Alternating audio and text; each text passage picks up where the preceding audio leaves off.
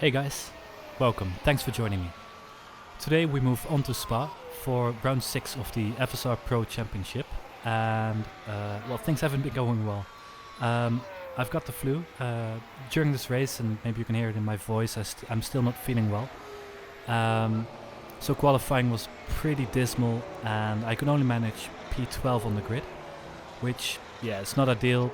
I mean, it is a track where you can overtake, but battery management will be very important. It's really difficult to recharge your battery, so we'll have to see how that goes. I'm going to go on a 1-stop. Maybe some people will go on a 2-stop, so maybe some opportunities there, but yeah, it'll be a race of tire management, which is not easy, especially with how I'm feeling right now. But yeah, I mean, with the lights turning on, there's nothing we can do but move forward.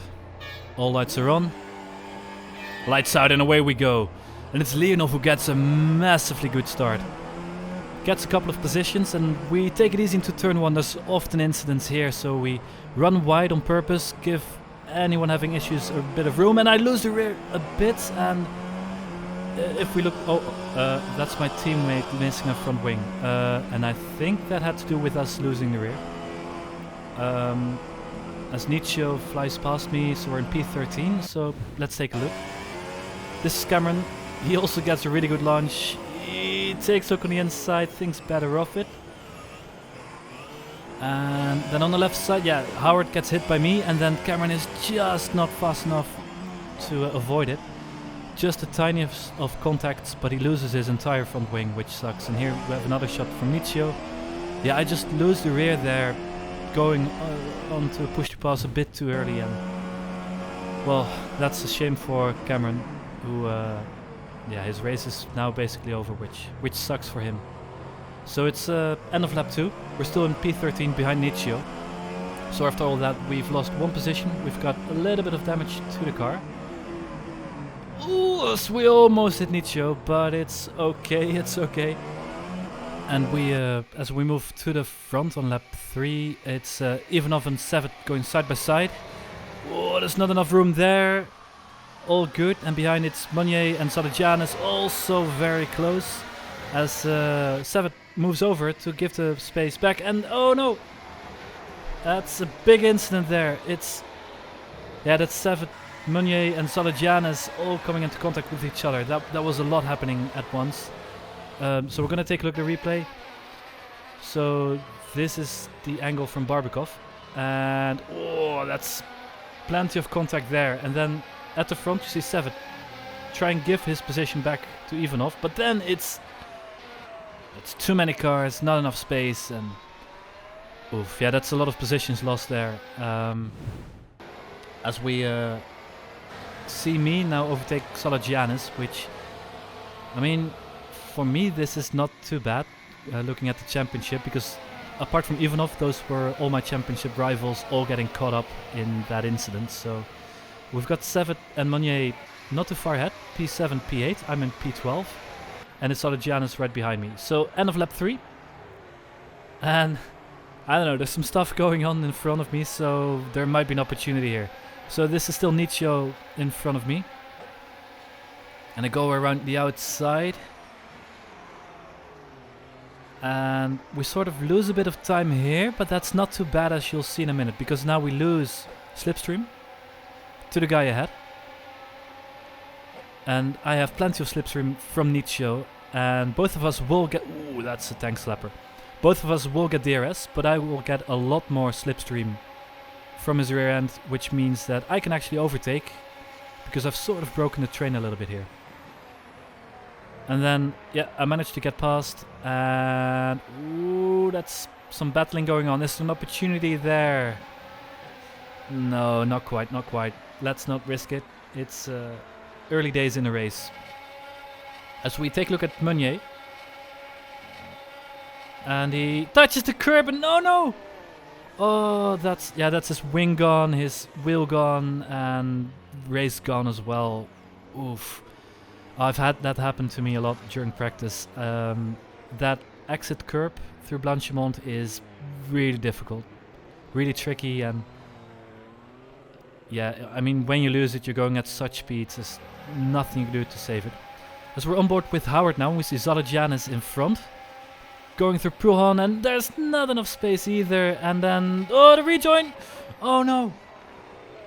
Ooh, so I'm not sure whether Salajan has lost the rear or just was too aggressive in rejoining. I'm not sure, but yeah, that's going from bad to worse for him. And then Howard getting caught up. And who's that?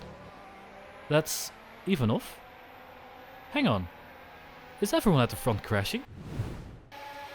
So this is Ivanov and Erchan. Erchan going on the inside, and he's gonna take the curb. And normally you can ride these curbs pretty hard, but he gets a lot of understeer for some reason. And then suddenly there's no space for Ivanov, and then it's Barbie over and out. I'm not sure why his car wouldn't stick onto the curbs and sort of bounced off him. I'm not sure, but that's more positions for me. As I tried to just move forward through the train, so that was Wesley Bookhout taken care of.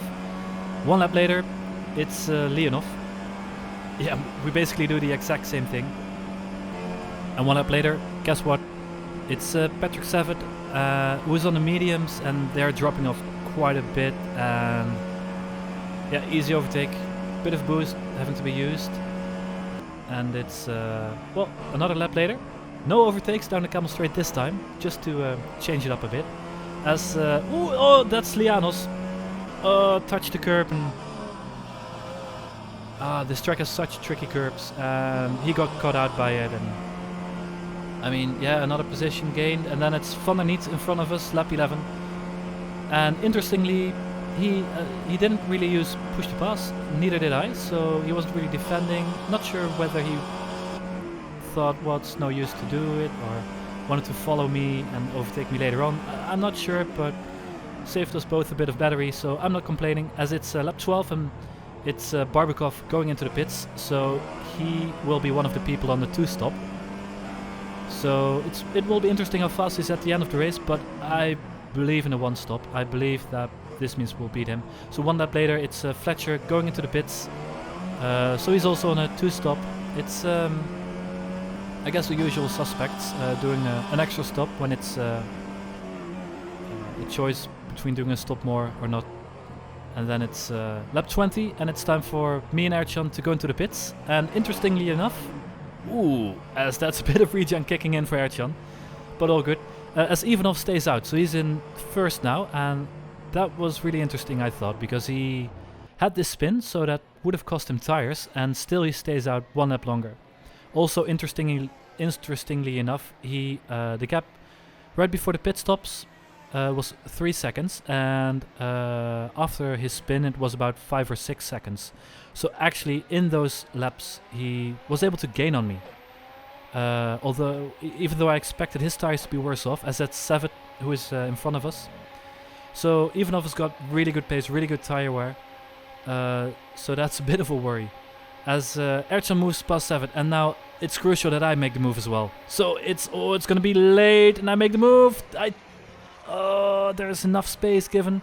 So as you can see, I took the curb there, and the car didn't bounce off. So there was enough space for both me and Patrick. So yeah, good racing from him as well. Just giving the space and live to fight another day. As it's now lap 25, and we are following that's Barbakov, and it's Ivanov who is behind me. So take notice of the gap of Ivanov behind me. So Erchan just now did get DRS, so got a bit of a boost, and I will get the opposite because I'm being held up pretty badly by Barbakov, who is on very worn tires, and he pits. Second pit stop for Barbakov, so we re-overtake him.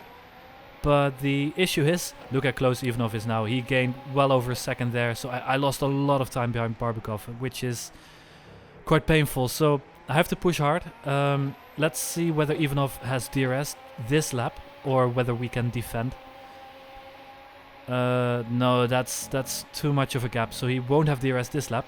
But lap 27, one lap later, and this certainly is within 0.7 of a second, so that's no use defending. Already using slipstream, he's already passed me. Now he gets DRS, so it's no use defending, so I decided to save some battery. And the plan now is to just stick close to him, get DRS every lap so I can recharge my battery a bit, because I had to use a lot to make it through the field. And then maybe Ivanov can help me catch up to Ercan, and it will be a three-way fight for the victory. So I get a bit of oversteer on the exit there, touching the curb, and because of that I miss out on DRS. So 1 lap later, oh, that's really close, that's nice and close, and nope, that's not DRS, unfortunately. 1 lap later, and yeah, the gap is now starting to grow, my battery is running low, and this is certainly not DRS. And now, yeah, look at how big the gap is. So at this point I'm starting to save battery a little bit, because yeah, I'm not in a direct fight against Ivanov anymore. So my only hope is that Ivanov and Ercan will fight really hard, maybe get into an incident, as they have done in the past, and then I will need some boost maybe to get past, like at Silverstone on Cameron. As well, you don't see overtakes happening in this part of the track very often, but I guess Ivanov has a lot of boost left to make this work.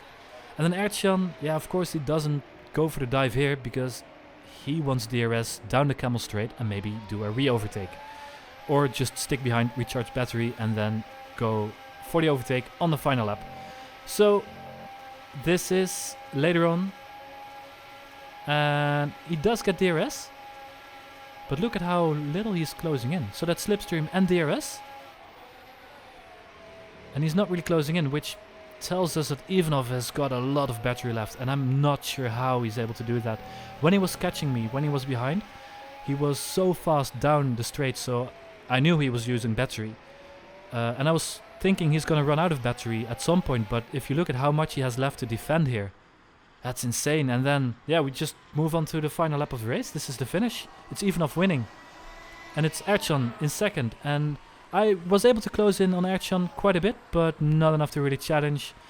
And then in P4, it's the first of the 2 stoppers. It's Fletcher, and we've got Barbakov, who was running really well early on in the race, just as Fletcher did, but I guess not on the correct strategy, dropping back a bit. And this is important. There's Patrick Savitt, who is, apart from Ivanov, my closest championship rival. And yeah, I mean, with the way I've been feeling, just functioning on paracetamol and caffeine, recovering from P12 onto the podium is not a bad result, I'll be honest. Yeah, I mean, championship-wise, I'm not sure if I can win it, so I'm mainly focusing on finishing second. And I guess today was a good day for finishing second in a championship, because my closest rival finished P8, and then Meunier, Sadagianis both DNF'd. So, I mean, for the championship, that's not too bad. Another podium, that's not too bad. It's just, Ivanov was so fast today, and I guess we'll have to find something in the setup, something in our driving, I don't know, to be faster than him once again. Because if he's able to lay down this pace for the rest of the season, it's going to be difficult to get a win. So we're going to have to work hard for it. So that's what we're going to do, basically. So it's Monza coming up next, which will always be interesting for racing. So I'll see you guys there. Have a good one.